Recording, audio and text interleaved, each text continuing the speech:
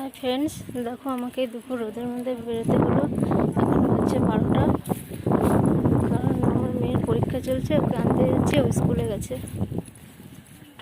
চলো তোমাদের সঙ্গে পরে কথা বলছি। হাই ফ্রেন্ডস, দেখো আমি চলে এলাম মেয়ের স্কুলে, ওর পরীক্ষা চলছে।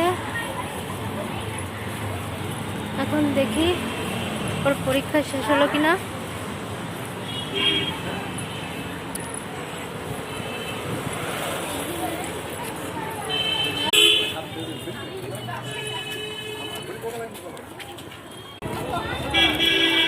পরীক্ষা শেষ হয়ে গেছে, দেখে কত ভিড়।